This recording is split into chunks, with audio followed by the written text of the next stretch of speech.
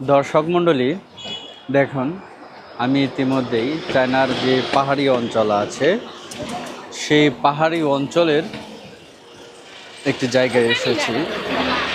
এই এরিয়াগুলোতে প্রচুর পরিমাণে পাহাড় এবং এই অঞ্চলের যে পাহাড়গুলো আছে বেশিরভাগ জায়গাতে বিভিন্ন ধরনের লিচু বাগান সহ আরও বিভিন্ন ধরনের যে ফলগুলো শহরে সাপ্লাই দেয় তারা, এগুলো কিন্তু এই এরিয়াতে অবস্থিত। তো আজকে যখন এখানে ঘুরতে এসেছিলাম তো অনেকগুলোই দেখলাম, অনেক কিছু দেখলাম। তো এইখানের যে পরিবেশগুলো আছে আসলে খুবই সুন্দর এবং চমৎকার। পাহাড়ের যে পরিবেশগুলো আছে, এছাড়াও এখানে আপনারা যদি দেখেন প্রায় প্রত্যেকটা এরিয়াতেই কিন্তু ছোট ছোট বাজার রয়েছে।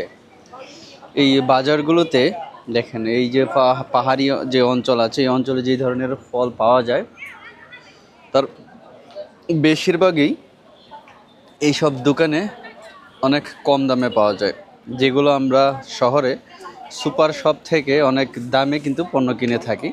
কিন্তু আপনি যখন গ্রামের বাজারগুলোতে আসবেন এখানে আপনি দেখতে পারবেন যে অনেক কম দাম।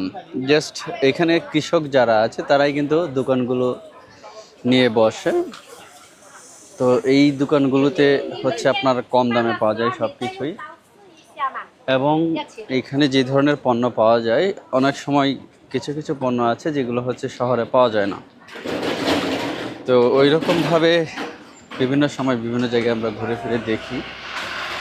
তো যারা চায়নার বিভিন্ন অঞ্চল দেখতে চান তারা অবশ্যই দেখলে আপনাদের ভালো লাগবে।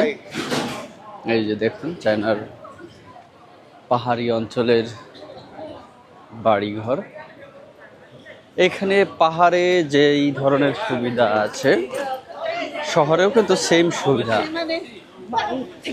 চায়নাতে আপনি পাহাড়ে আলাদা সুবিধা বা গ্রামে আলাদা সুবিধা, শহরে আলাদা সুবিধা সেরকম না। এখানে পাহাড় যেমন, গ্রামও তেমন, সমতল ভূমিও ঠিক তেমনি। এইখানের যে আর্কিটেকচারগুলো আছে সবগুলোই হচ্ছে আগের, নতুন করে কিছু কিছু আর্কিটেকচার সাজানো হচ্ছে দেখুন। তো ধন্যবাদ সবাইকে, দেখা হবে নতুন কোনো ভিডিওতে।